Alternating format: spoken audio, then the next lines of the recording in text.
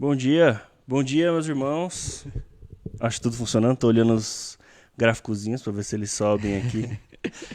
Sejam muito bem-vindos a mais uma transmissão da nossa igreja, Igreja Presbiteriana da Moca, mais uma escola bíblica dominical modo online. Sejam muito bem-vindos, é muito bom ter todos vocês aqui com a gente. Dá bom dia aqui para meus companheiros, pastores da nossa igreja aqui. Podem começar? Bom dia, irmãos. Sejam todos bem-vindos a mais uma vez essa nossa transmissão. Que o Senhor mais uma vez possa nos abençoar ricamente. Bom dia, Jonatas. Bom dia, pastor Aguinaldo. Hoje o nosso fiel escudeiro Guilherme pegou uma folga merecida, mas se o Senhor permitir, logo logo ele estará de volta aqui conosco.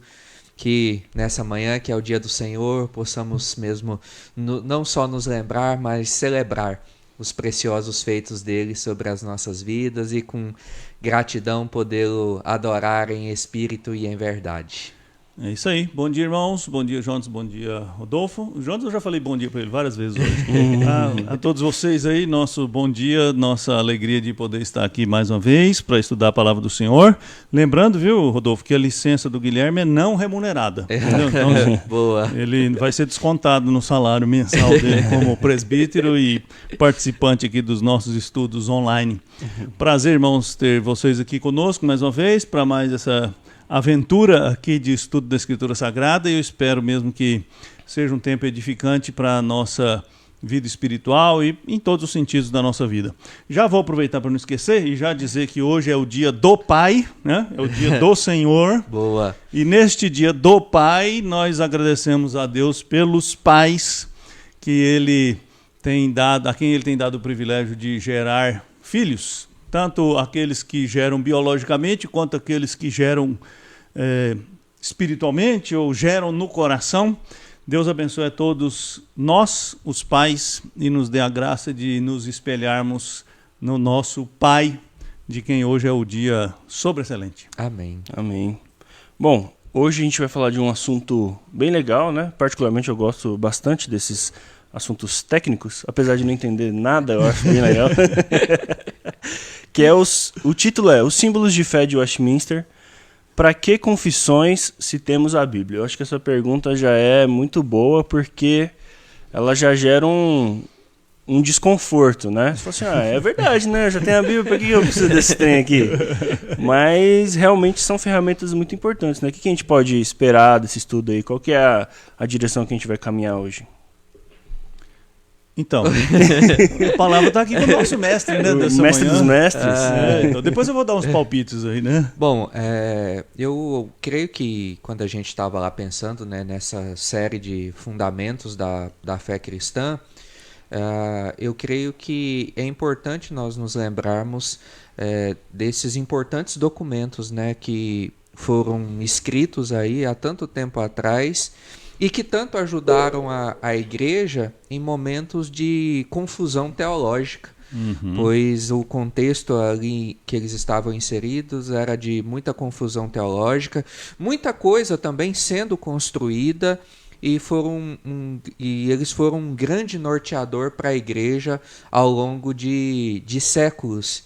E hoje eu creio que eles não deixam de ser importantes como foram no passado, mas que por razões que a gente vai trabalhar aqui ao longo do nosso estudo, nós vivemos hoje em um modelo de igreja que tem desconsiderado a importância de documentos como esse, como os de Westminster, de Dort, de Heidelberg e tantas outras confissões. Então, e um dos argumentos é esse: por que eu preciso de um sistema doutrinário se eu tenho a Bíblia?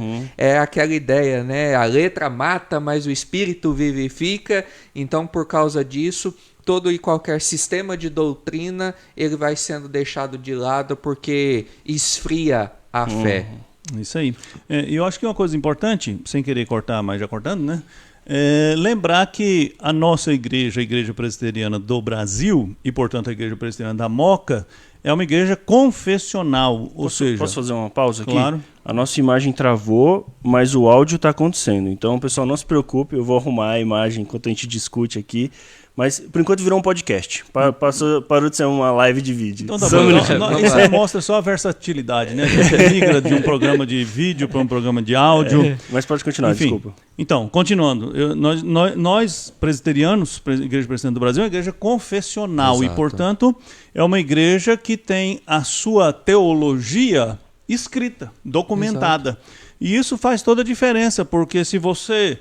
Por exemplo, você que nos acompanha e não é presbiteriano ou não conhece mais profundamente a igreja presbiteriana, a partir destes documentos você pode saber o que a igreja presbiteriana crê, quais são as verdades da Escritura Sagrada que nós cremos. Então, a confissão de fé ela não é uma invenção além da Bíblia, ela é apenas uma sistematização do ensino da Escritura Sagrada. Perfeito. Como eu lembro quando a gente fala desses assuntos, que o ensino teológico não está em capítulos na Bíblia. Então, o que a confissão de fé faz é juntar esses temas em capítulos para que o crente possa ali pesquisar e possa entender quais são os fundamentos da fé que ele abraça. Certo? Certo. Então, eu vou assumir aqui um pouquinho, Jonas, já que você está ocupado aí. Tá bom. Então, sem mais delongas, né? Eu vou assumir assim, sem mais delongas. Nós vamos aqui passar já para a aula. O pastor Rodolfo vai fazer uma apresentação, como é o modelo aqui no domingo de manhã, que é um curso parte dos Fundamentos da Fé. E depois da exposição que ele fará, aí nós entramos com as discussões. Enquanto isso, você pode fazer suas perguntas aí que você tiver. E nós vamos responder no final, lá no nosso bate-papo, na medida do possível. Perfeito. Vamos passar para o pastor Rodolfo. Quer fazer uma oração? Vamos passar? Como é que vai ser? Vamos lá, vamos fazer uma oração, né? Tá bom. Então aproveita que você fez a sugestão e ora. Senhor nosso Deus, nós te agradecemos por esse dia, agradecemos porque o Senhor tem sustentado a nossa vida.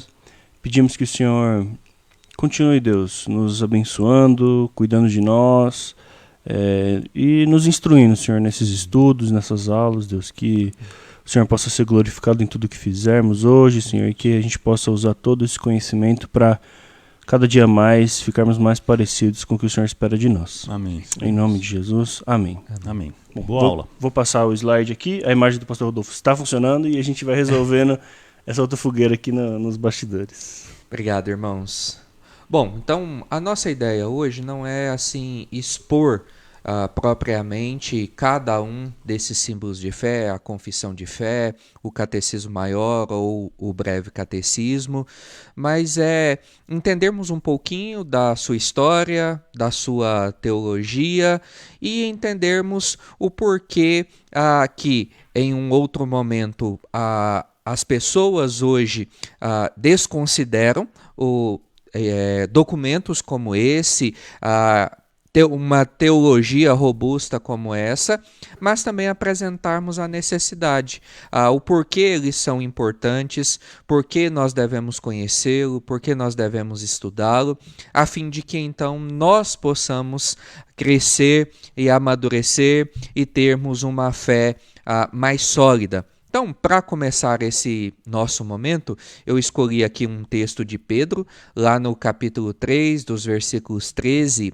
a 17, onde o texto ali diz o seguinte: Ora, quem é que vos há de maltratar, se fordes zelosos do que é bom? Mas, ainda que venhais a sofrer por causa da justiça, bem-aventurados sois.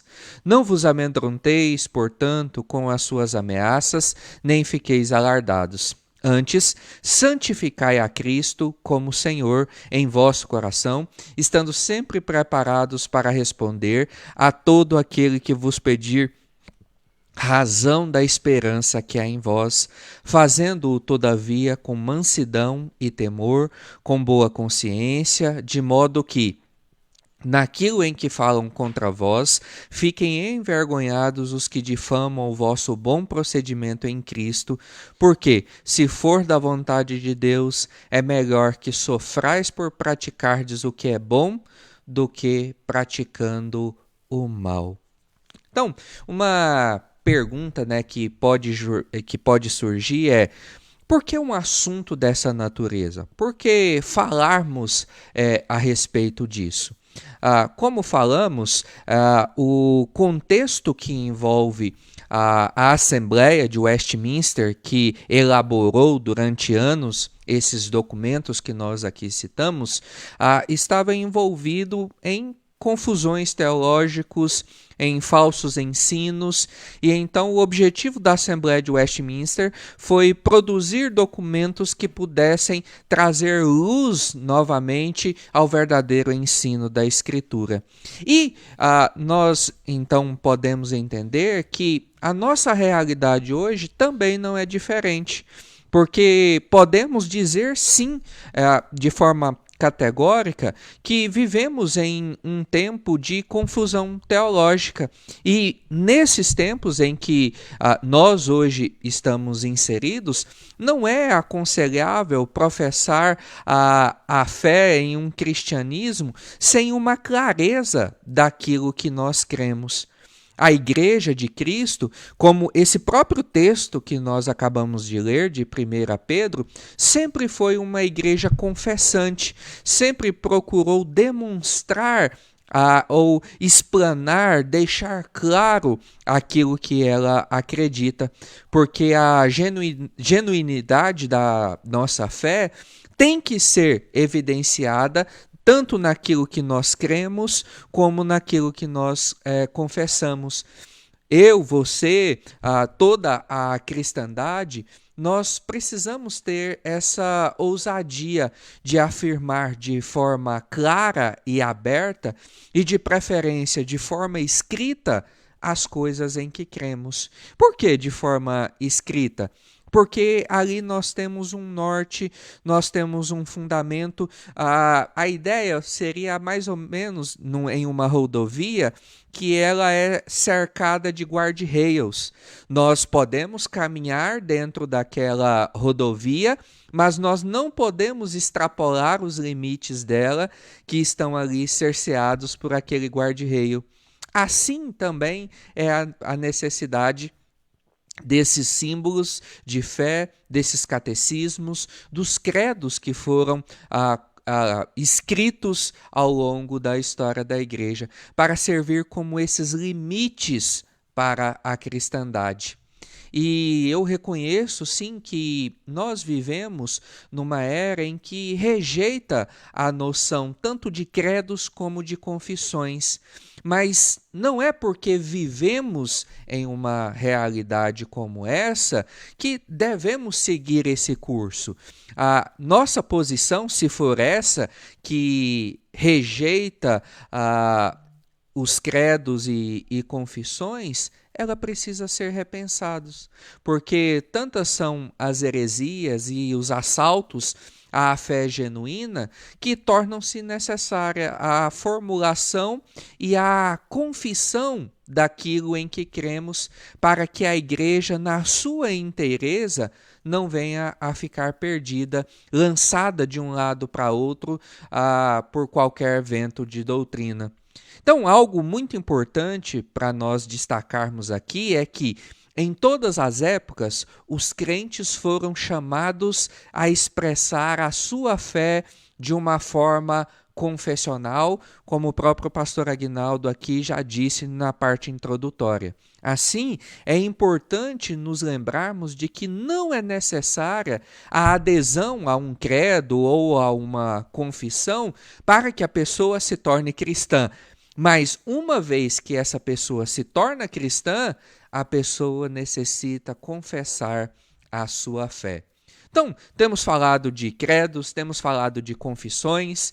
Então, o que são esses credos? O que são essas confissões? Então, uma definição de credo eu trouxe aqui do Philip Schaff, que ele diz: um credo ou regra de fé é uma afirmação concisa daquilo que alguém deve crer a fim de ser um cristão. Se alguém se confessa cristão, tem de possuir um conjunto de verdades devidamente elaboradas em que possa crer. é necessário que o cristão confesse a sua fé de forma que outros venham a saber em que ele creia. Um modelo de credo que nós temos é o credo apostólico. Creio em Deus Pai Todo-Poderoso. Ou seja, ali nós encontramos de forma resumida, sintética, tudo os pontos fundamentais da fé cristã. E a definição de confissão, ela não difere basicamente de um credo, senão na sua forma. E aqui eu trouxe então uma citação do reverendo Heber Campos Jr., onde ele fala a respeito de confissão da seguinte forma: uma confissão contém mais ou menos os mesmos elementos de um credo, mas de uma forma mais elaborada. Como falamos, o credo, a doutrina ali presente, aquilo que nós cremos, que é escrito, que é elaborado, está ali de forma resumida, de forma sintética, apenas alguns feixos de luz. Uma confissão, ela já é mais elaborada, ela já discorre de forma mais delongada a respeito de determinado ponto da fé cristã, com detalhes que um credo não possui, por mais conciso que ele seja. Uma confissão aborda mais assuntos do que um credo e os apresenta de forma mais sistemática. Se você observar, e a gente vai falar um pouquinho aqui, você pegar os nossos símbolos de fé, a confissão de fé, os catecismos, o maior e o breve, eles procuram apresentar as doutrinas presentes na Escritura dessa forma mais sistemática e mais elaborada. Um credo, ele sempre vai começar com a fórmula credo ou credemos, que é eu creio ou nós cremos, enquanto que as confissões geralmente não possuem essa característica. Bom, caminhando então nesse nosso panorama, nós falamos que a respeito da Assembleia de Westminster, de forma bem breve, e que foi ela responsável por redigir e por formular os símbolos de fé, a confissão de fé, o breve catecismo, o catecismo maior, e falamos também, de forma breve, que a razão pela qual essa assembleia foi convocada lá na Inglaterra, na abadia de Westminster, foi porque havia grandes problemas teológicos naquela época. Então, o nosso intuito, então, nesse momento, é, então, falarmos um pouco desse contexto histórico da Assembleia de Westminster. E uma primeira coisa que destacamos a respeito são os ataques à Igreja e à convocação da Assembleia de Westminster. É notório o fato de que os credos antigos vieram de situações extremas, conflitos graves que perturbaram a paz da igreja quando falsos mestres se multiplicaram com alguma doutrina que é segundo a concupiscência dos homens e não segundo a piedade. Se você observa, principalmente as cartas do Novo Testamento, Paulo geralmente ele vai se referir a essa realidade, a falsos ensinos, falsos mestres que estavam se levantando dentro da igreja e que então carecem de uma resposta a essa realidade que está acontecendo dentro da igreja. E isso vem acontecendo também ao longo da história e não seria diferente aqui.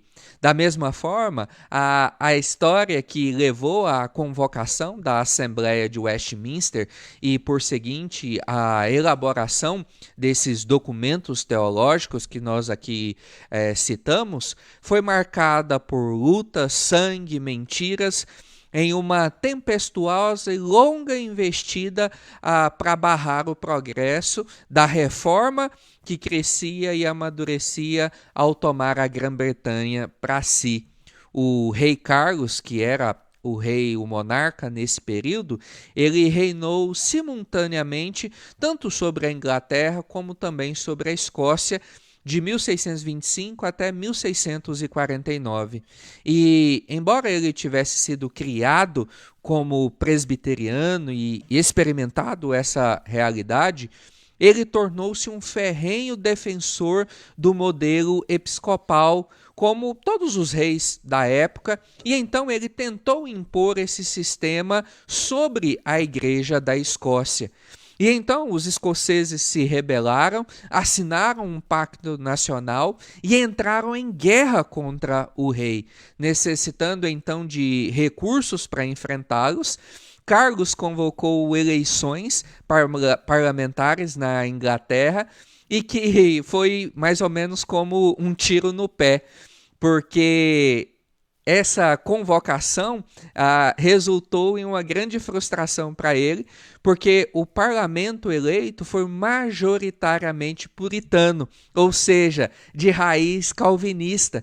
E diante de tentativas de Carlos no sentido então de dissolver esse parlamento, o parlamento também entrou em guerra contra o rei. E foi então nesse contexto de guerra civil que o parlamento inglês convocou a Assembleia de Westminster para reformar a Igreja da Inglaterra, que era anglicana.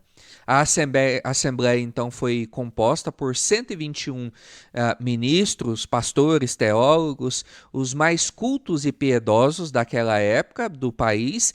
Além disso, era composta por 30 membros do parlamento.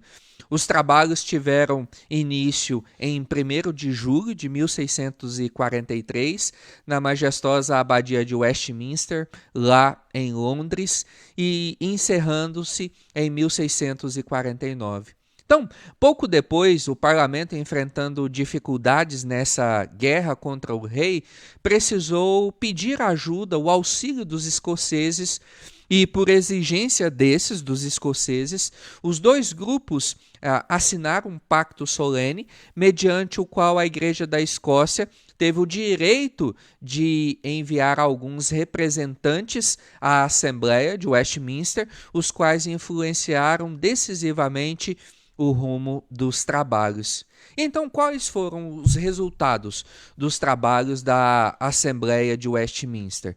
Muitos documentos foram compostos pela Assembleia e que foram o resultado de um processo de trabalho de comissões no período da tarde, seguido de discussões em plenária na sala da Assembleia pelas manhãs.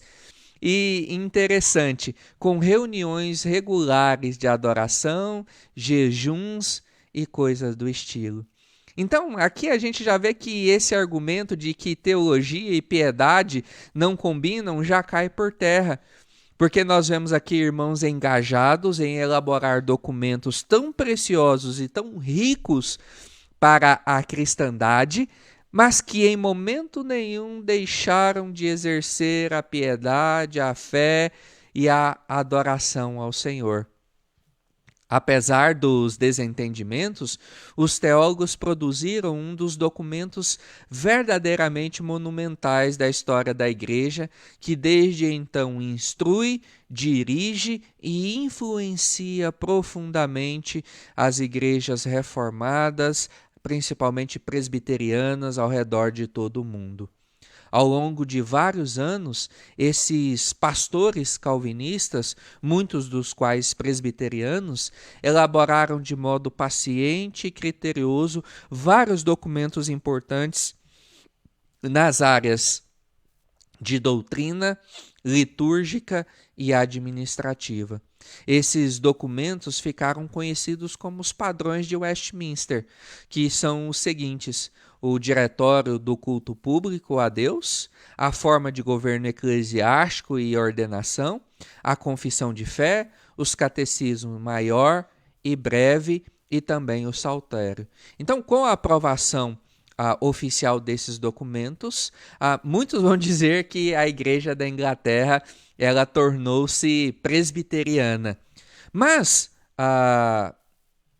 em meio a tudo isso, nós vemos novamente, algum tempo depois, as investidas novamente contra a Igreja inglesa.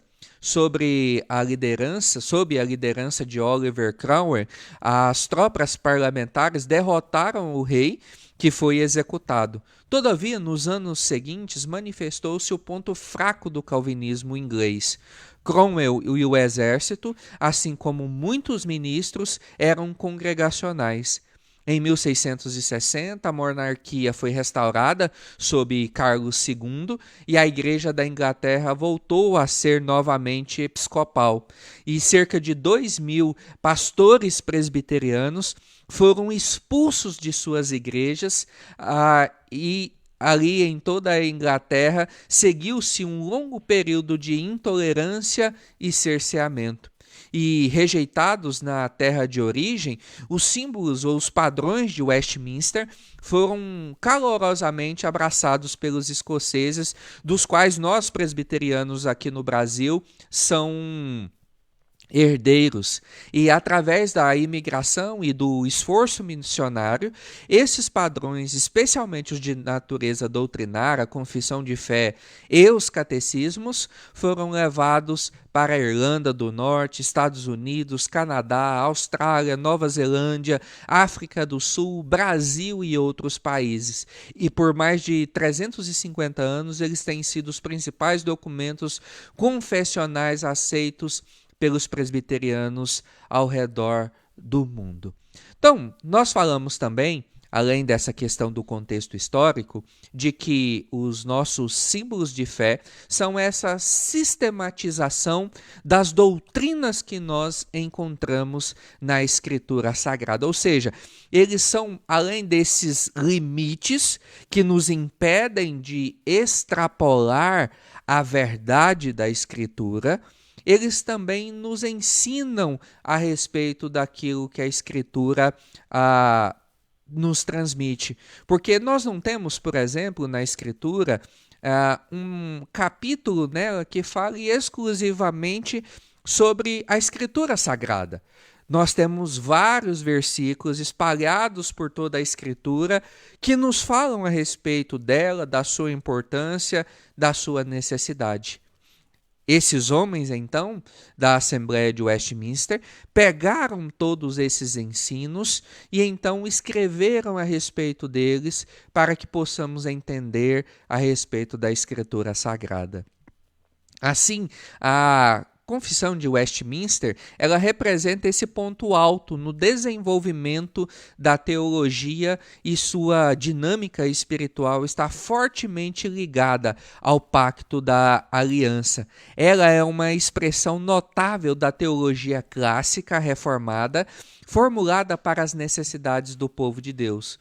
Então, esboçando um pouco aqui a respeito da Confissão de Fé de Westminster, ela está dividida em 33 capítulos que abordam os temas mais importantes da teologia cristã, que estão distribuídos da seguinte maneira. Então, lá no capítulo 1, nós temos a doutrina da Escritura Sagrada.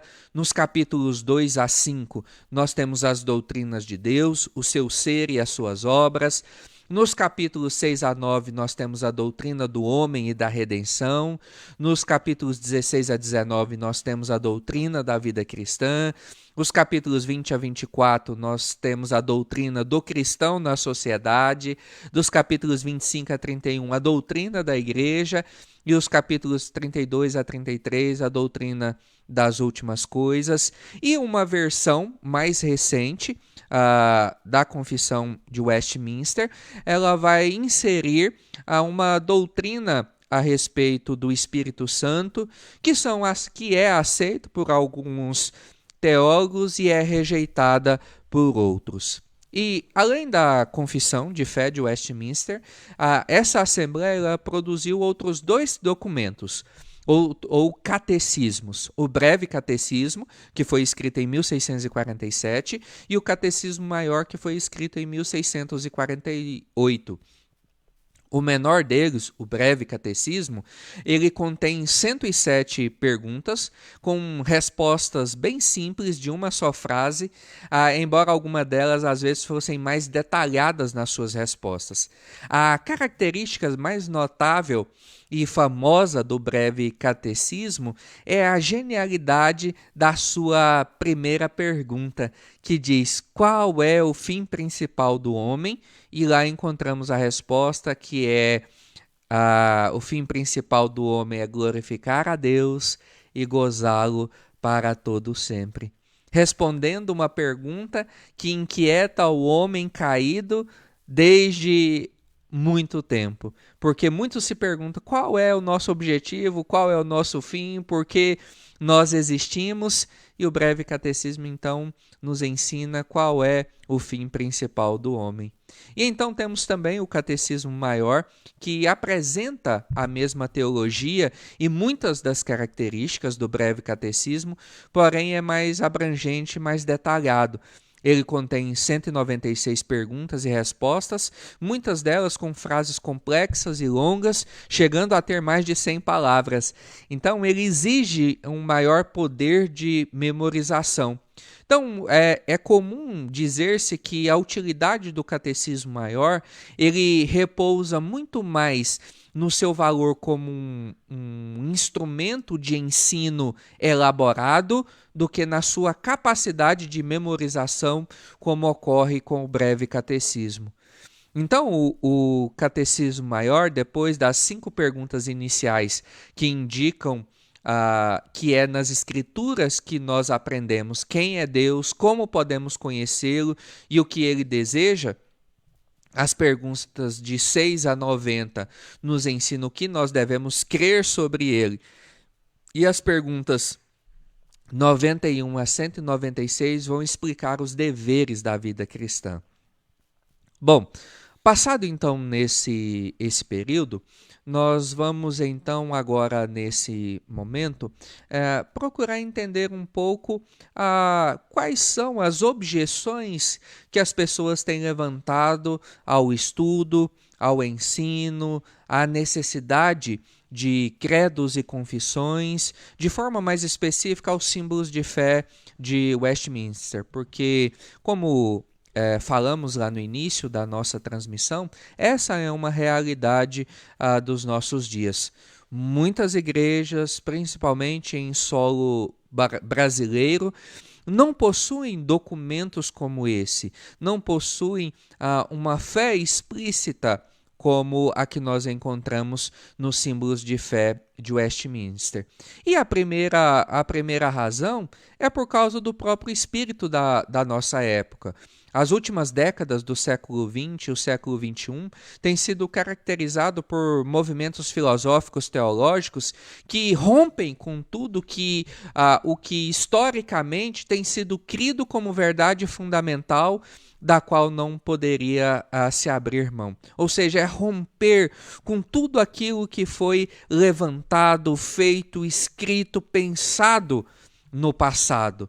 Que isso não possui mais uma utilidade, uma aplicabilidade, uma relevância para os nossos dias. Esses movimentos têm tomado vários nomes, como secularismo, relativismo, pós-modernismo, pluralismo.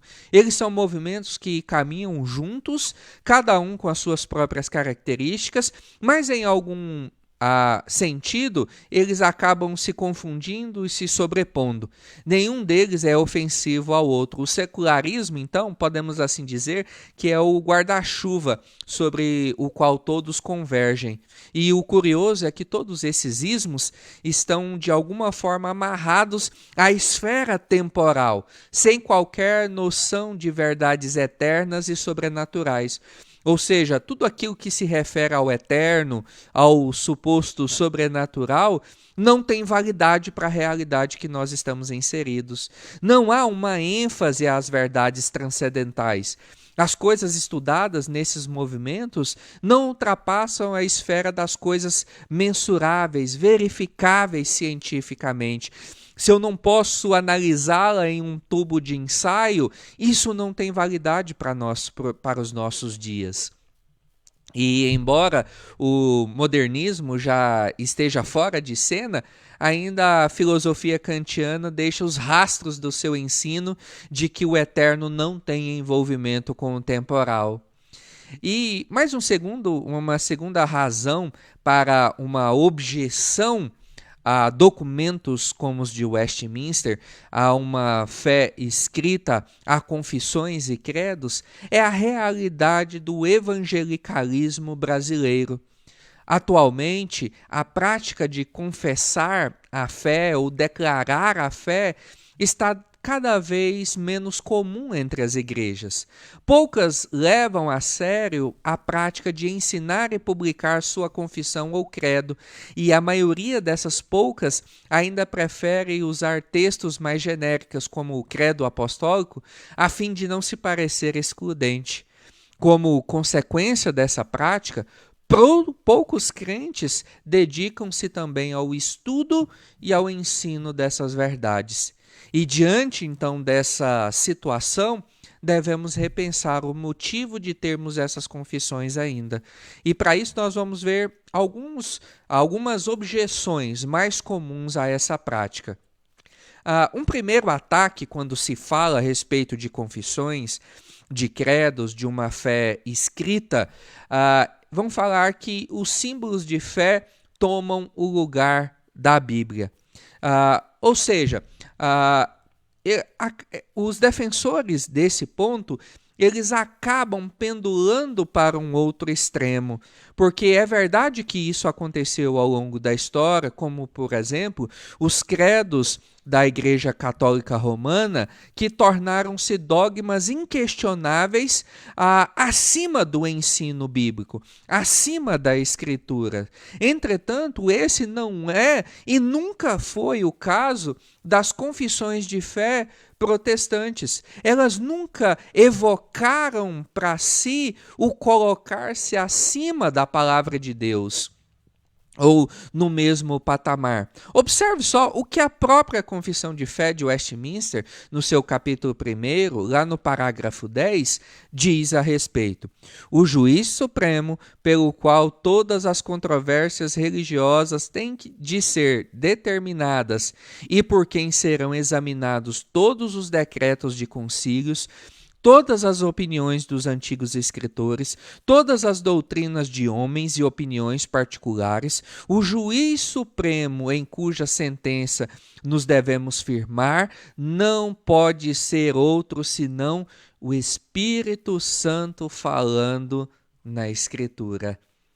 Mas também alguns vão dizer que os símbolos de fé não são encontrados na Escritura.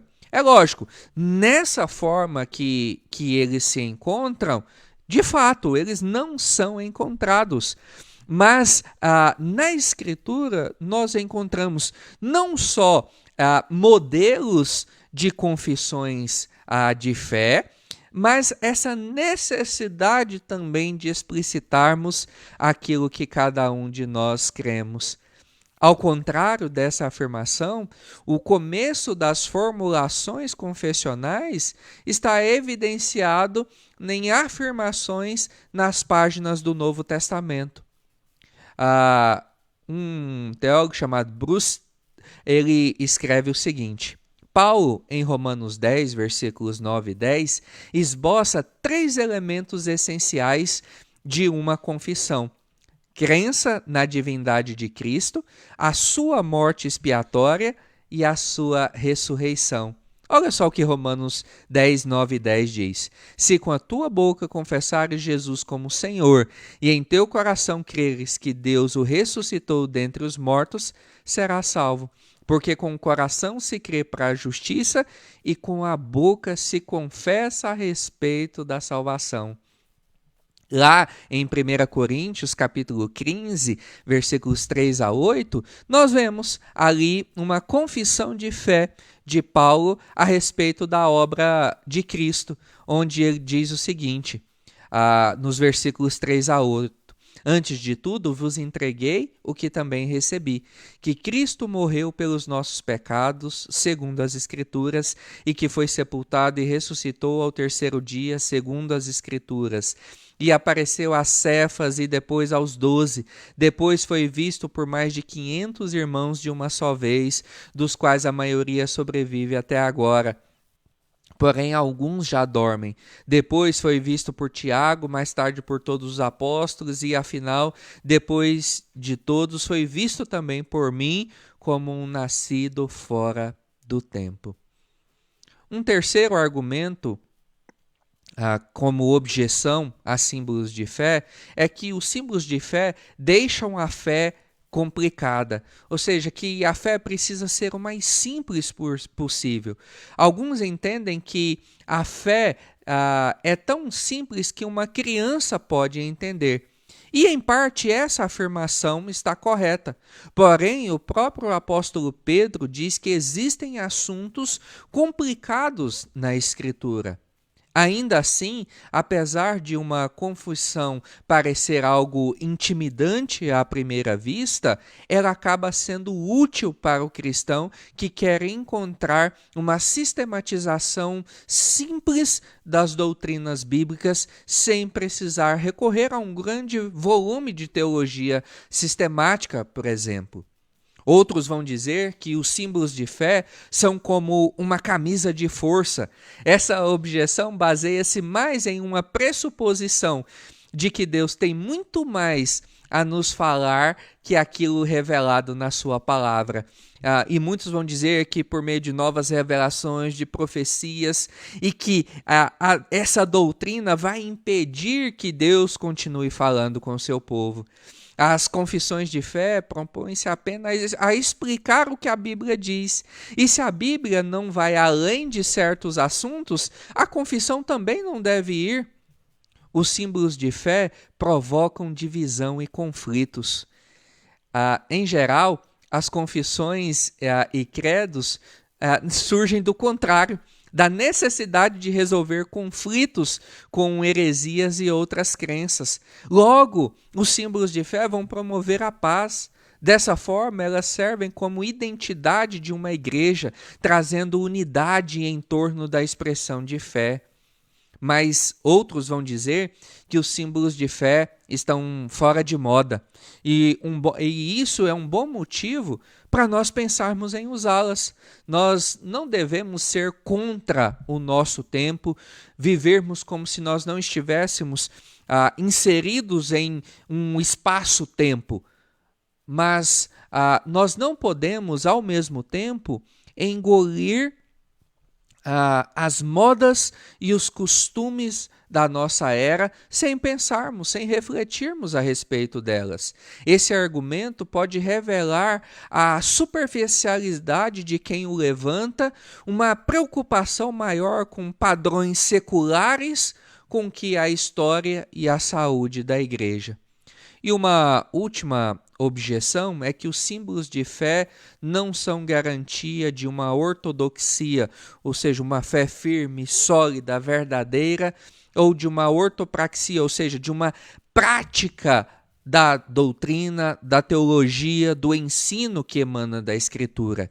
E, de fato, assim como um muro, uma porta fechada, um alarme não são garantias de que uma casa não será assaltada, mas são meios para que isso não aconteça.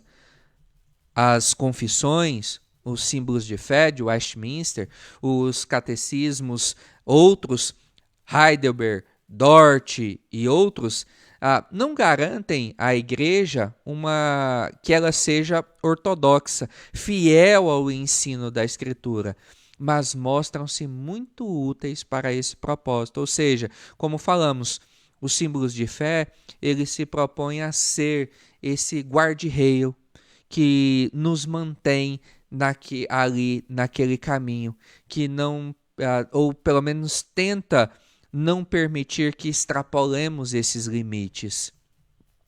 E então, para nós terminarmos essa parte de explanação, nós vamos falar um pouco agora sobre a relevância dos símbolos de fé de Westminster para os dias de hoje. Então, um primeiro argumento é a respeito da própria natureza da igreja. A Igreja de Cristo, essa que eu e você fazemos parte, não é simplesmente uma reunião de pessoas que, coincidentemente, pensam a respeito da mesma coisa. Elas devem pensar basicamente as mesmas coisas, porque para elas existe um só padrão de referência, que é a Escritura.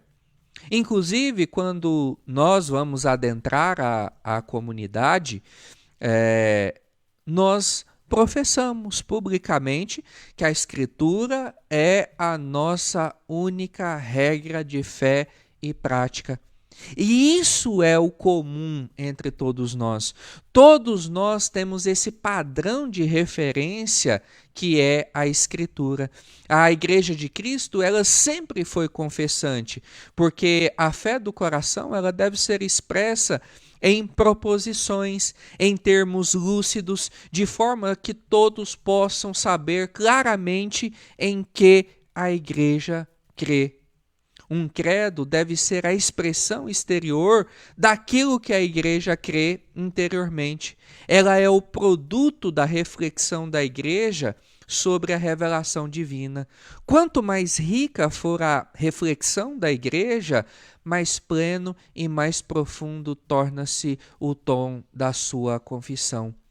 Mas além dessa natureza da igreja, que tem como único fundamento a Escritura, e se ela é o nosso único fundamento, nós precisamos conhecê-la, e os símbolos de fé são então esse auxílio nos dado para que conheçamos a Escritura. Um outro ponto da necessidade de símbolos de fé é a respeito do ataque de outras tradições religiosas. Os ataques não cessaram lá durante o período da Assembleia de Westminster. Ao longo de toda a história, a Igreja de Cristo ela é atacada. Falsos ensinos procuram adentrar aos seus arraiais. E onde quer que a Igreja professe abertamente a sua fé, ela vai encontrar oposição. Quanto mais definida em sua teologia, mais oposição a Igreja receberá. É importante observar que foi nos períodos de maior confronto que a igreja mais produziu em termos de credos e confissões. Essa semana, no módulo do mestrado, o reverendo Eber Jr. estava falando um pouco a respeito dessa questão de confissões, e ele fala que o século XVI, o século XVII, que é esse ponto de ebulição da Reforma Protestante, foi um dos períodos mais ricos na formulação de credos e de confissões. Há o relato de cerca de mais de 200 confissões nos séculos XVI e XVII. Então é importante observar que foi nos períodos então dessa maior confrontação que a igreja mais produziu. E qual é então a razão porque a igreja contemporânea não tem sido perseguida e atacada? Podemos então inferir que é porque ela tem deixado de ser definida teologicamente. Os credos e as confissões mostram que a igreja tem definições a fazer e rumos a seguir. A verdadeira igreja de Cristo tem que possuir um norte teológico a ser seguido. Ela não pode permanecer neutra nas questões espirituais, éticas e morais. Ela tem que ser confessional para poder combater os inimigos teológicos, do contrário, ela vai ficar desnorteada. Isso é o que encontramos, por exemplo, lá em Judas, nos versículos 3 e 4. Amados, quando eu empregava toda a diligência em escrever-vos acerca da nossa comum salvação, foi que me senti obrigado a corresponder-me convosco, exortando-vos a batalhar diligentemente pela fé que uma vez por todas foi entregue aos santos, pois certos indivíduos se introduziram com dissimulação, os quais desde muito tempo foram antecipadamente pronunciados para esta condenação, homens ímpios que transformam em libertinagem a graça de nosso Deus e negam o nosso único soberano e Senhor Jesus Cristo. Mas, como falamos, se por um lado, anteriormente, o espírito da nossa época tem produzido uma resistência nas pessoas, inclusive na cristandade, a documentos históricos e teológicos como símbolos de fé de Westminster, essa também deve ser um argumento pelo qual nós devemos nos agarrar a esses símbolos, devemos estudá-los, conhecê-los, aprender deles. Vivemos num tempo muito diferente do da Reforma, quando essas confissões foram formuladas. Havia então muitos inimigos da fé protestante, mas agora a situação é diferente. Os protestantes não são tratados da mesma forma e ninguém os tem atacado como aconteceu no passado.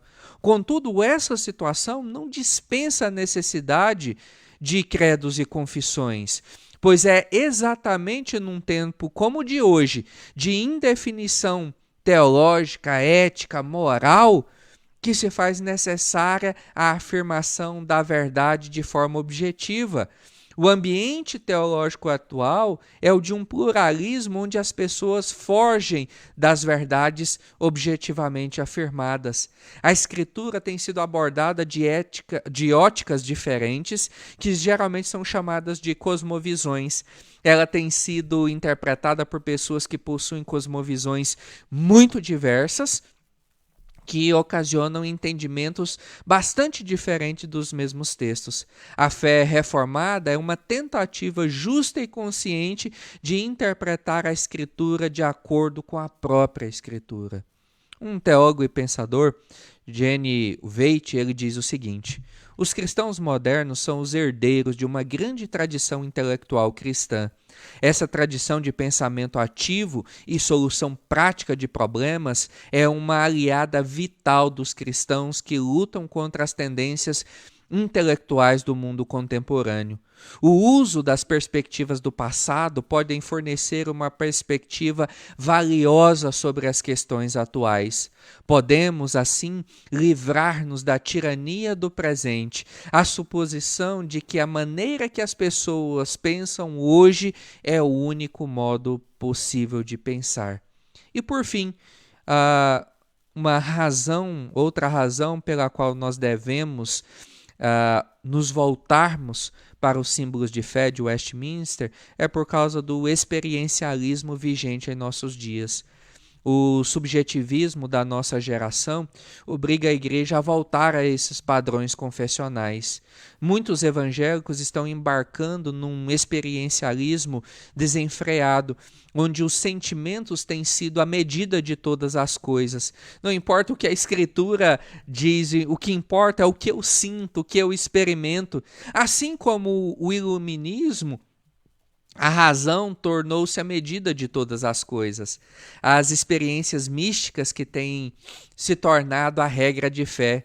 O resultado disso é uma igreja evangélica no mundo que tem se tornado uma Babel teológica, onde ninguém consegue falar a mesma língua, porque não existe um padrão objetivo de verdade em que se possa confiar.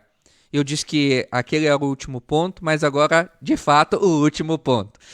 A influência do pluralismo religioso. A presente geração andam tateando às cegas, sem saber aonde pode se apoiar.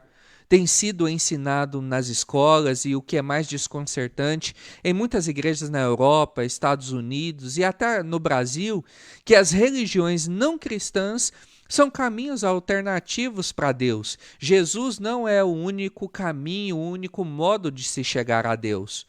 Por causa dessa filosofia religiosa, a verdade que foi pregada até o período pós-moderno não é mais a única. Não existe uma verdade na qual as pessoas possam confiar, porque elas têm sido ensinadas que ninguém possui a verdade, e sim que as verdades dependem do ponto de vista de cada um. Há uma variedade de verdades dependendo do gosto do freguês. E como não possuem discernimento espiritual, as pessoas andam desnorteadas. Este tempo é de grande urgência para a igreja cristã, que pode e deve assumir posições teológicas e ético-morais a fim de ser a bússola para as pessoas desorientadas. Na terça-feira passada, onde falamos a respeito da corrupção e do remédio para ela, nós falamos que a razão pela qual nós pregamos o Evangelho é porque o Evangelho é o poder de Deus para a transformação. E esse Evangelho que encontra-se aqui explícito, escrito nos símbolos de fé, retirados da própria Escritura, são essa bússola, esse norte. O tempo presente exige de genuínos cristãos uma fé seguramente formulada e confessada, a fim de que seja o único caminho de salvação, um guia seguro para o céu, pois aponta a única verdade, que é Jesus, e tudo o que ele disse e fez por nós, pecadores perdidos. Então, algumas aplicações bem breves. Conheça os símbolos de fé de Westminster. É muito comum quando conversamos com as pessoas no meio da igreja e falamos a respeito desses símbolos, que eles sabem quais são, mas que até hoje, depois de longos anos de caminhada cristã, nunca pararam para sequer lê-lo ou para estudá-lo. Por isso, conheça esses símbolos de fé. Não permita que o modelo imprimido pelo evangelicalismo brasileiro ou os ideais pós-modernistas moldem a sua relação com o Senhor e com os seus ensinos.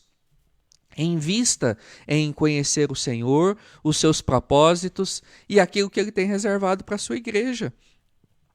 Esteja pronto para dar razão da sua fé e defendê-la dos ataques de outras tradições religiosas. Você não pode permanecer neutro nas questões espirituais, éticas e morais. Que o Senhor nos abençoe. Nós vamos voltar agora com os nossos irmãos para nós continuarmos conversando um pouco mais a respeito desse assunto tão rico e importante para as nossas vidas. Estamos de volta, mas nem tanto. Sempre de volta. A gente realmente teve um probleminha com a câmera, que será resolvido em instantes. Então, por enquanto, vocês estão com a imagem da aula de hoje. A gente colocou também as barrinhas de som para vocês saberem que a gente está por aqui também. Então, nesse 1 minutinho aqui que a gente vai arrumar a câmera, acho que a gente pode começar a discussão aí com o chat, né? E aí, vocês vão levando aí, eu arrumo rapidinho aqui. Tá ótimo. Então eu vou assumir aqui enquanto o Jonatas faz os ajustes necessários. E eu acho assim, Jonatas, só que eu acho que a discussão não vai ser muito com o chat, né? Porque o chat aqui, né? Só teve uma pergunta, né? E aí a gente fica assim naquele estresse, né? Mas enfim, os irmãos sempre deixam para perguntar quando a gente começa de fato aqui o nosso bate-papo. Exatamente. E aí, reverendo Rodolfo, eu queria então aproveitar esse tempo aqui e colocar uma pergunta que a Patrícia fez, a Patrícia Cristina, e eu acho que ela é bem interessante porque ela permite que a gente amplie mesmo essa discussão de uma maneira que as pessoas entendam exatamente, como você colocou muito bem, mas entendam de maneira mais prática ainda a importância desses documentos. Ela pergunta assim: gostaria de saber se todas as igrejas tradicionais denominadas protestantes estão de acordo com a Bíblia, ou seja, se todas elas são igreja de Deus. E aí, o que você acha disso, reverendo? Olha, eu creio que nós não podemos afirmar que todas estejam. porque quando a gente fala de, por exemplo, denominadas protestantes, nós vamos então colocar diversas denominações debaixo desse guarda-chuva. E não só igrejas como, por exemplo, presbiterianas, batistas, metodistas. Então, e aí, em razão disso, ao longo da história, muitas dessas igrejas acabaram se perdendo dentro disso e acabaram não totalmente negando a Escritura, mas trazendo para dentro das suas práticas algumas questões que não são bíblicas. Como, por exemplo, muito comum nos nossos dias, e que o negócio pode bombar aqui com isso, é questão do oficialato feminino. Sim. Muitas igrejas que... Provocou, né? Muitas igrejas protestantes e até de matriz reformada, ao longo da história, introduziram a ordenação feminina dentro das suas práticas. E que não é uma questão que nós encontramos um fundamento bíblico para ele. Hoje nós temos relato, outro ponto mais ou menos polêmico, denominações de matriz reformada que se diziam, até afirmam ser tradicionais, mas que, por exemplo, permitem a participação de crianças na ceia. Sim.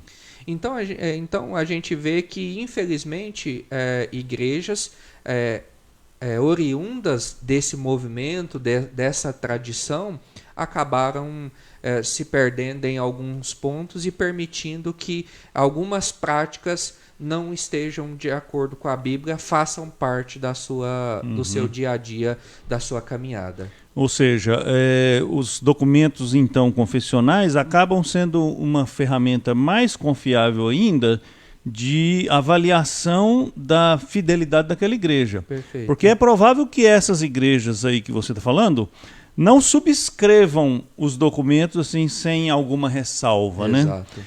Embora eu acho que algumas dessas igrejas que você disse que abraçaram a ordenação feminina ou passaram a ministrar a ceia para as crianças, documentalmente elas subscrevem, né? Mas na prática, na sua vivência diária, vão incorporando coisas que não estão na Escritura Sagrada, né? Perfeito. Então eu acho que aí se mostra a importância de um daqueles pilares lá da Reforma Protestante, que é o sola Escritura, né? Exato. Ou seja, se nós abrirmos mão de uma fé que seja fundamentada somente na Escritura, nós vamos ter problemas muito sérios, né? Sim. Ou seja, se eu coloco em pé de igualdade com a Escritura Sagrada qualquer outro conceito, ou qualquer outra decisão, ou qualquer outra posição, eu acabo abrindo portas para essas inserções de práticas que a Escritura Sagrada não permite ou que nós não aprendemos na Escritura Sagrada. Exato. É isso? Perfeito.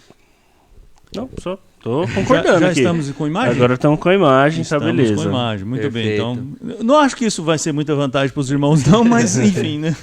Exato. E a gente vê, né, que quando a gente começa a estudar a respeito da história da igreja, nós podemos ver que os problemas teológicos e doutrinários que começam a surgir, eles começam a partir desse olhar para fora da Escritura, de procurar, às vezes, questões do tempo, da realidade, da vivência, daquilo que é comum, ou de um fundamento hermenêutico equivocado, Sim. que então começam a levar a igreja para longe daquilo que a Bíblia realmente ensina.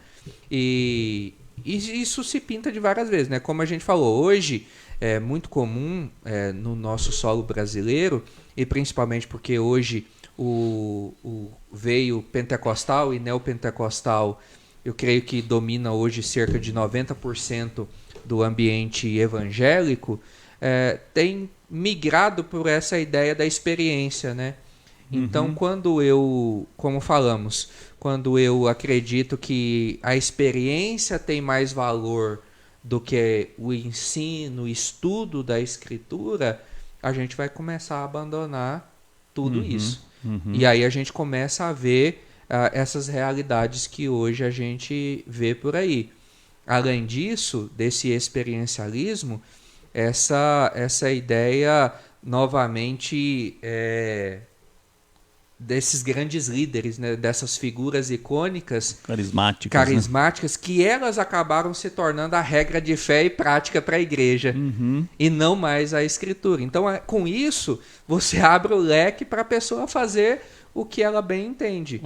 Ao contrário dos símbolos de fé, que se tornam esses limites para que nós não extrapolemos, porque o nosso coração é corrupto. Sim. Todos nós podemos em algum momento querer extrapolar aquilo que a Escritura nos ensina. Então, tendo esses limites, nós estamos mais seguros para não sermos infiéis ao Senhor e à sua palavra. Eu diria que essa postura de rejeição ou de negação dos credos e das confissões, muitas vezes ela se apresenta assim como uma postura muito piedosa, né? E a pessoa diz, não, eu não preciso de nada mais além do que a Bíblia é suficiente, eu fico só com a Bíblia. Mas de uma outra forma, isso me parece muito mais uma arrogância e um apego a um subjetivismo que já dominou a sociedade e às vezes as pessoas nem percebem. Então, na minha opinião, quando a pessoa rejeita a nossa fé histórica, registrada lá nos credos e nas confissões, ao invés dela estar tendo uma postura piedosa, ela está tendo uma postura subjetiva, ou seja, ela está dizendo, olha, eu prefiro ficar só com a Bíblia e eu não vou me sujeitar à autoridade de ninguém ou a nada que já foi ensinado ou que já foi estudado ou por aqueles gigantes da história, né, que sobre os quais nós estamos, né, como alguém já disse, nós estamos sobre ombros de gigantes e assim nós podemos enxergar mais longe.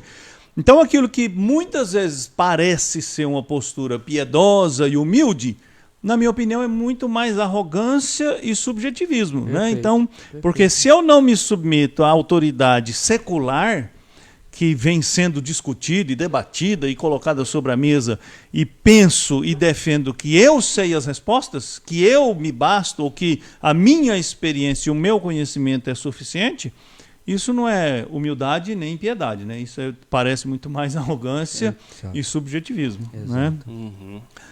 Então, aqui, a Alessandra está perguntando se os ataques que as verdades do cristianismo sofreram lá no tempo da Assembleia de Westminster são os mesmos de hoje, só que com roupas diferentes ou de formas diferentes. Será que é isso? Olha, eu creio assim que os ataques, porque até os padrões de Westminster, eles são uma resposta basicamente à doutrina arminiana. Uma resposta a essa doutrina arminiana e outros veios que estavam ocorrendo naquela época. Então eu creio que em parte sim, nós ainda temos esse dilema com o arminianismo em nossos dias. E eu creio que ele é grande, principalmente em solo brasileiro, porque é o veio de teologia que hoje está em grande parte do solo brasileiro.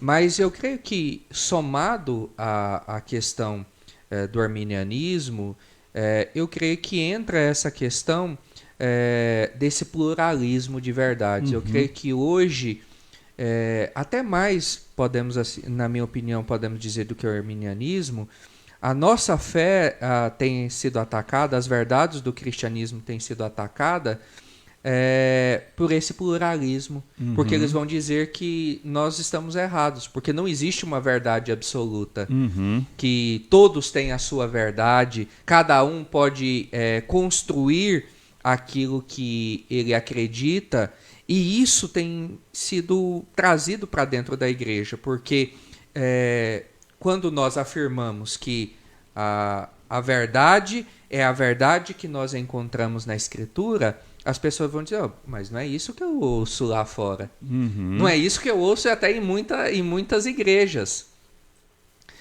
Então, e aí, quem que está com a verdade? e por essa ideia parecer mais bonita do que essa que nós defendemos, de uma fé exclusiva em Cristo Jesus, o caminho, a verdade e a vida, muitas pessoas acabam dando ouvidos a esse pluralismo dos nossos dias. Então eu creio que hoje nós somos atacados desses dois lados. Essa grande presença de uma teologia arminiana no nosso contexto, mas também, e às vezes até mais, por esse pluralismo religioso que nós vivemos hoje, que afirmam que toda a verdade e que toda a prática é verdade. Sim. Que eu não posso evocar para mim um exclusivismo. Eu acho que eu acrescentaria aí também nessa questão histórica lá da Inglaterra, da época dos puritanos e da produção da Confissão de Fé de Westminster, uma questão política, né? Também. Porque a teologia reformada é essencialmente de um governo representativo e, portanto, de viés republicano. E a monarquia está fundamentada na ideia de uma autoridade absoluta, de um monarca, né? Então, para usar uma expressão latina que era comum na época, né? Onde você existe uma monarquia, o rei é a lei, rex lex, né? E onde impera o regime republicano é o contrário, né? A lei é o rei, né? Então, lex rex. Então, a lei é que determina. Então, nós reformados, nós somos essencialmente defensores, porque a Bíblia ensina, sim, que a igreja e a sociedade devem ser governada de uma maneira representativa. Exato. E que o único rei que existe é o Senhor Jesus Cristo. Então, na monarquia inglesa e a igreja anglicana, tem na figura do rei, e é assim até hoje, né, porque os ingleses gostam de monarquia, a monarquia acabou prevalecendo, né, os puritanos foram expulsos, como o pastor Rodolfo colocou, e a monarquia foi restabelecida, e até hoje o rei é o cabeça da igreja. Exato. E para nós reformados isso é uma coisa inaceitável, porque o cabeça da igreja é Cristo. Sim. Então, quando os puritanos elaboraram a confissão de fé para ser o sistema de governo da igreja e o fundamento teológico da igreja, ela voltou para aquilo que a Escritura ensina, que é o governo soberano de Deus, através dos seus ministros e dos seus oficiais, exercendo o poder em nome de Deus, e não como autoridade última ou como autoridade final, como é nos modelos episcopais, né? Então você tem nos modelos episcopais a figura do bispo, do arcebispo, ou na Igreja Católica do Papa, e tudo está sob a autoridade deles, né? E no modelo reformado, no modelo presbiteriano, a autoridade última é da palavra de Deus, que está agindo através dos concílios, né, dos ministros e dos seus oficiais. Então, acho que esse componente político também tem um peso interessante, e nós, por isso, reformados, temos o dever tradicional de defender a supremacia da lei. Né? Então, a lei é que é o rei, não é o rei que é a lei. Né?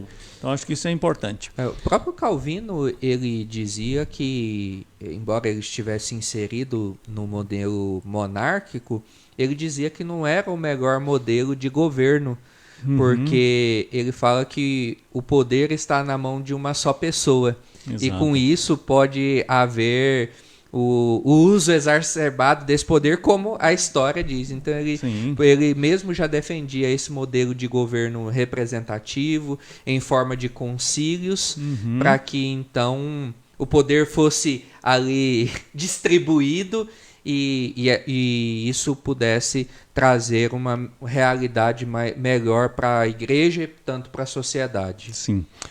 Uma pergunta aqui também da Larissa. Qual é a melhor forma de estudar as confissões juntamente com a Bíblia? O que a gente podia dar uma dica aí? Larissa, eu gosto de dois modelos. O primeiro deles é pegar a própria confissão ou os catecismos, ler a pergunta, a resposta, meditar. E naquelas referências, porque toda pergunta com a sua resposta, logo embaixo ali nós temos as referências bíblicas de onde aquela doutrina foi formulada. Sim. E ir para a Escritura para então ler os textos a respeito daquilo. Uma segunda forma, que eu também gosto, é ir para literaturas que comentam a própria confissão de fé e o catecismo. Hoje nós já temos, se eu não me engano, é pela editora PES, nós já temos comentários a respeito da confissão de fé, do breve catecismo e do catecismo maior, que são comentários excelentes, que nos ajudam a ter uma visão ainda mais ampliada do ensino desses 3 símbolos de fé. Então, eu particularmente, são essas 2 formas que eu gosto de estudar sobre esses símbolos de fé. Eu acho que esses comentários são da editora Os Puritanos, né? Esses comentários dos símbolos de fé. E a nossa editora, aí para quem talvez queira uma facilidade maior, a nossa editora, a Editora Cultura Cristã, já publicou edições dos catecismos e da confissão de fé com os textos bíblicos já transcritos, né? Então, olha aí, você não vai ter nenhum trabalho de abrir a Bíblia, porque são várias referências, né? Então você já tem o texto da confissão ou o texto do catecismo, e embaixo você já tem o texto bíblico que foi citado lá, para você fazer essa referência e fazer essa comparação e assim poder enriquecer o seu estudo. E isso é fundamental. Como a gente disse aqui, as confissões de fé elas não substituem a Bíblia. Exato. Elas são apenas uma tentativa de sistematizar o ensino da Escritura Sagrada. Então, sempre se deve estudar esses documentos históricos com a Bíblia do lado, para que você passe tudo o que é dito ali pelo crivo da Escritura Sagrada, né? A nossa única regra de fé e prática é a Bíblia Sagrada. Esses documentos são ferramentas de apoio, são suporte para nos ajudar, porque como o reverendo Rodolfo disse, as doutrinas não estão em capítulos na Bíblia, né? Você não tem uma doutrina sobre Deus, mas você tem isso no catecismo ou na confissão de fé. O Benoni fez uma pergunta aqui, né? Eu vou responder a ele está fora do assunto, mas ele está perguntando cadê o Guilherme. Só lembrar que o Guilherme está de licença hoje. O Guilherme continua nas comemorações do aniversário de casamento, né? Ele faz aquela comemoração assim longa, né? Então vai ter vários eventos, vários acontecimentos, viagens e jantares. Então ele está numa fase assim ainda de comemoração, por isso que ele não está aqui. E a liderança da Moca tem que ser careca e de barba? Bom, tem 2 carecas aqui e tem um semi-barbado, né? Eu ainda não me considero um careca, embora eu estou com o cabelo curtinho aqui, mas eu acho que faz parte da tradição reformada, né? A barba, né? Tradição da barba. O pessoal de Westminster tinha barba, né? Sim. A gente veio tematizado hoje, né? Exatamente. Não vai ter nenhum tema sem barba também, né? O Tiago está perguntando aqui, outras denominações pentecostais e neopentecostais, por exemplo, não utilizam nenhuma das confissões de fé? Até um irmão nosso, um querido irmão nosso, Ivanildo, que é da Assembleia de Deus, ele, certa vez, em um dos nossos cursos aqui às terças-feiras, ele trouxe uma confissão de fé, o modelo de confissão de fé da Assembleia de Deus. Mas não são todos os ministérios que, até onde a gente sabe, que possuem. E o segmento neopentecostal, esse é quase que certo que não possui essas confissões de fé. Como falamos, hoje é muito comum as igrejas serem regidas pela figura que está ali na liderança da igreja. Então, é ele que vai trazer os ditames para a igreja, a sua visão, a sua missão, a sua teologia. Então, eles não seguem esses padrões como as igrejas tradicionais reformadas têm como prática. Na verdade, eu não sei se a pergunta do Tiago está se referindo só aos nossos documentos, né? Não, ele fala nenhuma confissão, né? De fato, as nossas confissões, a nossa confissão de Westminster e os catecismos maior e breve de Westminster são adotados por igrejas de matiz reformado, né? E aí é importante a gente fazer essa distinção, né? Existem igrejas que a gente chama igrejas da reforma e igrejas reformadas, que são 2 designações diferentes, né? Perfeito. Então, igrejas da reforma são a igreja reformada, calvinista, a igreja anglicana e a igreja luterana, que são igrejas que nasceram no século XVI. E dessas 3, somente a igreja reformada é responsável pela produção dos catecismos e da Confissão de Fé de Westminster, né? A tradição luterana, a tradição anglicana seguiu em outra direção, né? Os anglicanos têm o livro de oração comum e muitos anglicanos adotam a Confissão de Fé de Westminster. Na verdade, tecnicamente, a Igreja Anglicana é reformada, né? Mas na prática, infelizmente, ela acabou se desviando em alguns aspectos, né? Então, agora, igrejas pentecostais e neopentecostais, de fato, não usam os nossos documentos, e como o pastor Rodolfo disse, a Igreja Assembleia de Deus recentemente escreveu, né? Eu não sei se é um documento oficial, porque Sim. aí tem um outro dado, né? Quando a gente fala de Assembleia de Deus, não é só uma igreja, Exato. Né? Muitas igrejas usam o título Assembleia de Deus, assim como muitas igrejas usam o título presbiteriano, porque Exato. Presbiteriano é um adjetivo, não é um nome próprio, né? Sim. E aí vai até nesse embalo aqui a pergunta do Marcos, que ele colocou assim: nossa base veio da Escócia para os Estados Unidos e hoje assistimos à enorme pressão para a adoção de vários temas não bíblicos naquele país e temos uma igreja presbiteriana lá distante da nossa, a PCUSA, por exemplo. Nos últimos dias vemos o avançar desse ataque por aqui, de várias formas. Não seria necessário realizar um novo concílio presbiteriano mundial para reavaliar e reagir, né? Ou para reavaliar essa reação, né? Posso responder aqui? Fica à vontade, professor. Então, Marcos, na verdade, assim, não existe um órgão mundial que é a Aliança Reformada, né? A Aliança de Igrejas Reformadas, que, curiosamente, né, para nosso orgulho presbiteriano brasileiro, tem como CEO, tem como diretor mundial um pastor presbiteriano, reverendo Davi Charles Gomes. Mas esses organismos, eles não têm o poder de determinar o que as igrejas nacionais ou as igrejas locais vão praticar. Eles são fóruns de discussão, são fóruns de reavaliação, de revisão teológica, mas cada igreja tem a sua maneira de ser, né? E a associação a esses organismos internacionais, ela é livre. E ela nunca tem esse caráter regulatório. É claro que se nós tivéssemos... E eu acredito que a Aliança Reformada Mundial tem essa característica mais firme e mais fiel à tradição reformada, nem todas as igrejas que se chamam reformadas se afiliam a ela, porque se afiliar a ela vai representar, subscrever aquilo que Sim. eles defendem. Então, de fato, existe muitas correntes presbiterianas diferentes no Brasil, no mundo. Curiosamente, no Brasil tem até a igreja pentecostal, né, que usa o título de presbiteriano, que não tem nada a ver com a nossa denominação. E no Brasil pode tudo, né?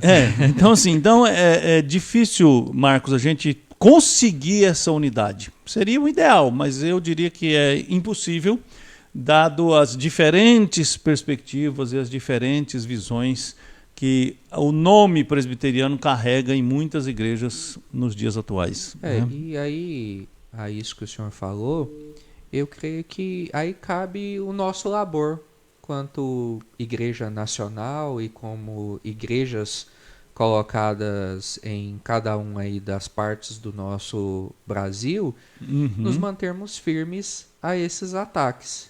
Porque Exatamente. Nós já temos um arcabouço teológico muito bom.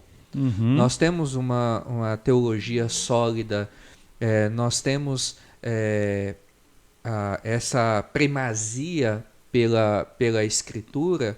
Então eu creio que cabe, então, diante desses ataques, sermos mesmo essa chamada, vamos dizer assim, resistência aos ataques, que é algo que a gente sempre defende quase todo domingo, nos nossos sermões, nos nossos estudos, que nós precisamos ser a contracultura. Exatamente. Nós precisamos irmos na direção contrária àquilo que o mundo tem falado, feito e oferecido. Nós estamos no mundo, mas nós não somos do mundo. Então eu creio que a gente precisa seguir nessa direção. Esse é um desafio muito grande, porque é fácil você, para usar uma metáfora, né? É fácil você descer com a correnteza, né? Sim, com certeza. É mais fácil e mais confortável, né? Nadar contra a correnteza exige um esforço, exige disciplina, exige determinação, exige a coragem, muitas vezes, de você ficar sozinho nadando contra a corrente. E nós fazemos isso, irmãos, não é por arrogância, não é porque nós nos julgamos melhores do que ninguém.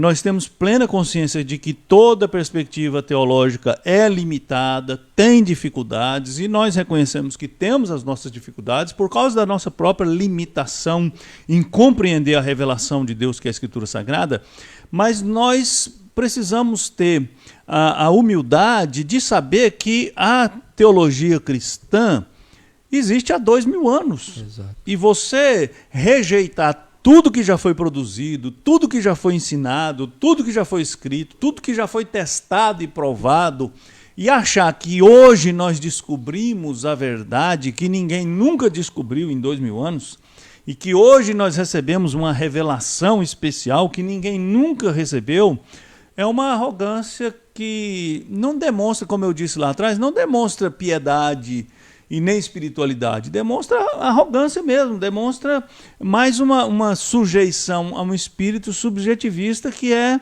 aquilo que domina a nossa época, né?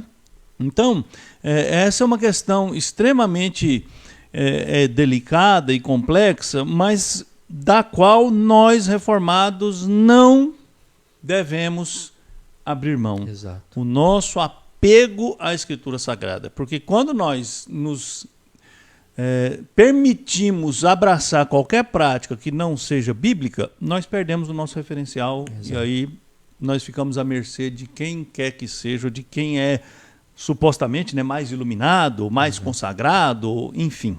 Né? E eu creio que hoje, porque fala-se muito em uma igreja relevante, né? A gente até conversava um pouquinho ontem de manhã. Eu creio que a maior relevância que a igreja pode trazer para a nossa sociedade atual é o verdadeiro evangelho. Uhum. É as boas novas da salvação. Porque esse evangelho hoje, entre aspas, que é pregado por aí, ele não ajuda, ele não ajunta, ele só espalha. Então eu creio que essa é a função principal da igreja, né? Uhum. É essa proclamação do evangelho. Perfeito. Uma perguntinha aqui, mais uma da Alessandra. A teologia reformada calvinista sistematizada na confissão de fé acaba sendo uma verdade que incomoda um mundo pluralista sem verdades absolutas? Com certeza, né? Essa realidade que a gente vive hoje, de que cada um tem a sua verdade, cada um vive a sua vida conforme acha melhor, cada um é lei para si mesmo, e quando nós apresentamos algo que contrapõe isso, de fato vai incomodar, como já tem incomodado. Por exemplo, hoje a igreja evangélica em solo brasileiro tem sido muitas vezes atacada por causa disso, que falam que nós somos que nós somos exclusivistas, que só nós temos a fórmula da salvação, o caminho para a salvação, que somente nós somos uma igreja verdadeira. Esses já são os ataques que a igreja evangélica, de um modo geral, hoje já experimenta em solo brasileiro. Então, sim, com certeza vai incomodar, e se nós nos mantermos fiéis e fizermos mesmo o nosso trabalho, isso vai incomodar ainda mais. Porque o nosso ideal sempre é o de dizer que Cristo é o caminho, a verdade e a vida, e de fato ninguém vai para o Pai senão por Ele. No que condiz ao Senhor, aquela máxima de que todos os caminhos levam a Roma, não é uma verdade para o cristianismo. Não são todos os caminhos que levam a Deus. E como isso hoje é a mentalidade dominante no mundo todo, isso vai causar embates. E a tendência são esses embates aumentarem a cada dia mais. Quanto mais pluralista o mundo se torna, tanto mais resistente ao Evangelho, né? Porque o Evangelho, de fato, é uma mensagem exclusiva. Se nós abrirmos mão daquilo que Jesus Cristo disse, quando ele afirmou que ele é o caminho, não é um caminho, que ele é a verdade, ele não é uma verdade, que ele é a vida e não uma vida, então nós vamos deixar de pregar o Evangelho para fazer aquilo que Paulo denunciou na carta aos Gálatas, né? Perverter o Evangelho de Cristo, inventando coisas que a Escritura Sagrada não ensina, né? Uma última pergunta bônus aqui, que o nosso tempo já acabou, do Emanuel. Tem acontecido um movimento de renascimento das doutrinas reformadas nos últimos anos ou décadas. Vocês acham que isso, de alguma forma, está relacionado à saturação com o pluralismo e com a falta de verdades absolutas? Interessante. Eu creio esse é um ponto, mas eu tenho visto, Emanuel, e de fato essa pergunta sua é muito boa, eu creio que esse renascimento tem sido porque as outras e demais teologias que a gente que hoje estão em solo brasileiro não tem mais alimentado as pessoas. Pessoas que hoje têm chegado à nossa igreja, advindo desses movimentos, têm falado, olha, que a gente está raquítico, nós estamos com deficiência porque não tem palavra, não tem ensino, não tem esse aprendizado. Ou seja, chega um ponto que esse experiencialismo que o evangelicalismo brasileiro tem oferecido hoje no Brasil, que ele não supre mais as necessidades da pessoa. Tem hora que chega aquele momento que a pessoa reconhece que ela precisa de mais. Uhum. E então ali ele não tem.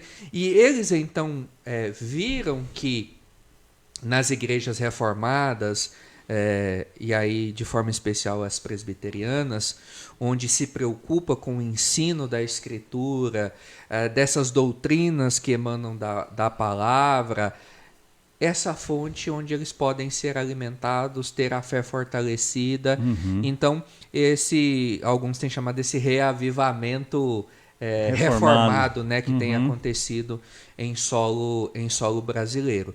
Mas, em certa parte, também a gente pode entender que esse pluralismo ele falta, né, porque essa ideia de verdades plurais não resolve os dilemas das pessoas. Ela sempre vai ter uma dúvida a respeito de algo, uma inquietação a respeito de determinado ponto da sua vida, que as doutrinas reformadas respondem e tendem a oferecer esse norte que a pessoa precisa. Ou seja, o pluralismo trouxe uma amplitude de opções, mas não trouxe respostas, né? Exato.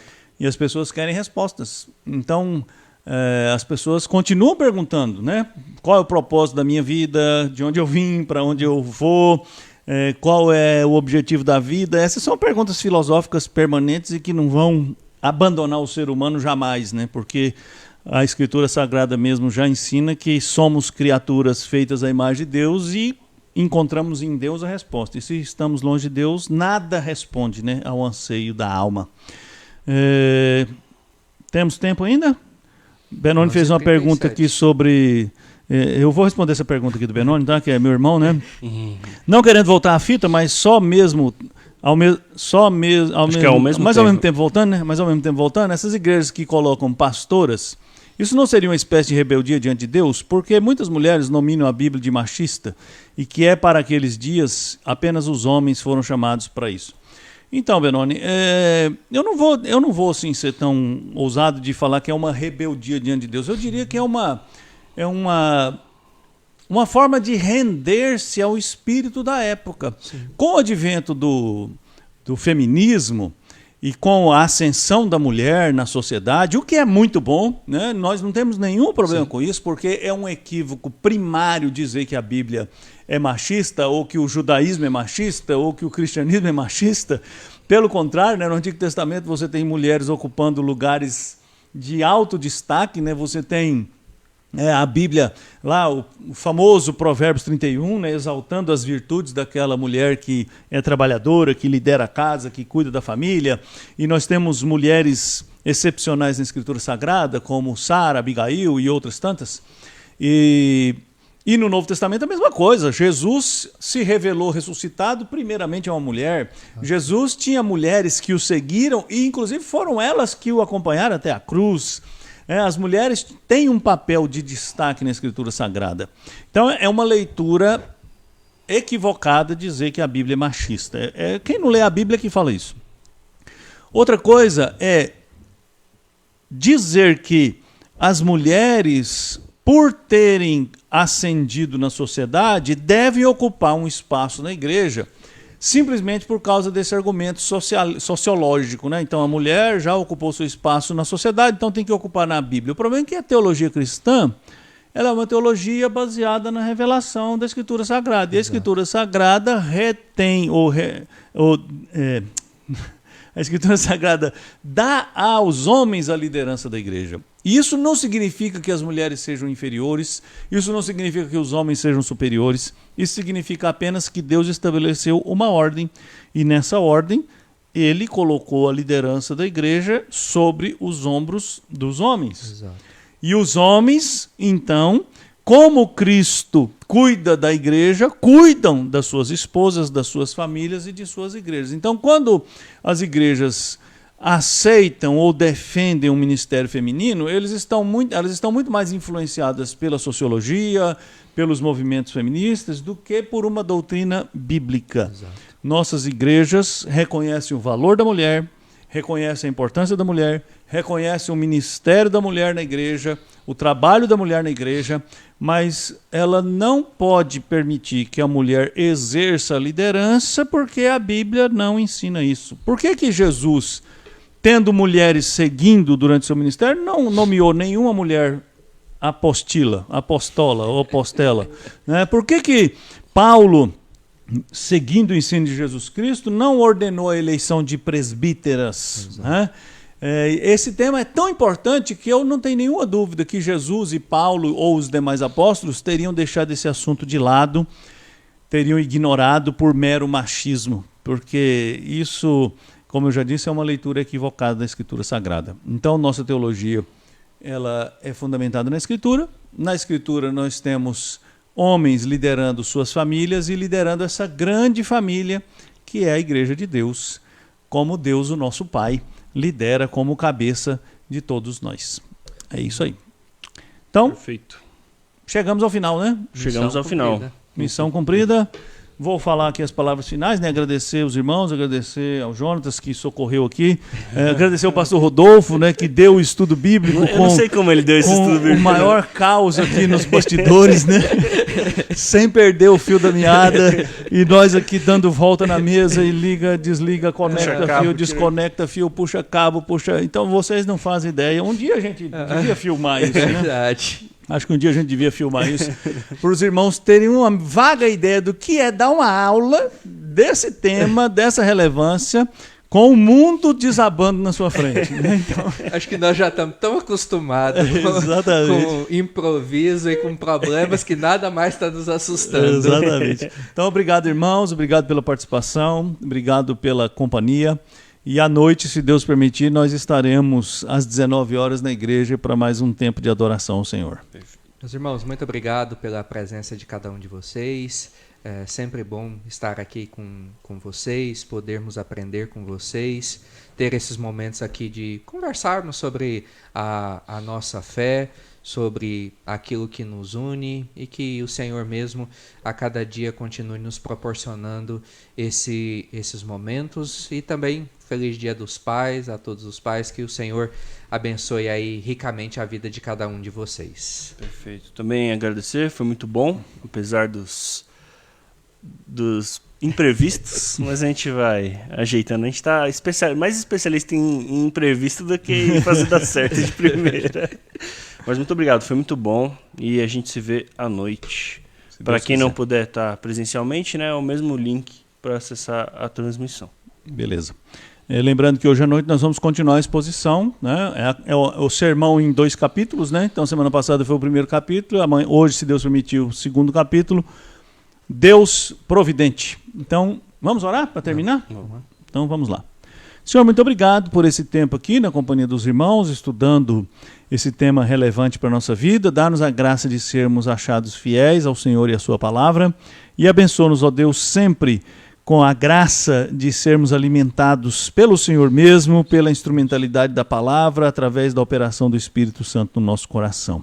Fica conosco nesse dia, abençoa todas as famílias, especialmente aos pais, que a graça do Senhor se renove sobre nós. E à noite, com a presença do Senhor, sejamos mais uma vez abençoados por poder te adorar, participar da comunhão dos irmãos e da mesa do Senhor. Amém. Eu te peço tudo isso em nome de Jesus. Amém. Amém. Amém. Até mais, meus irmãos. Até mais. Deus abençoe. Tchau, tchau.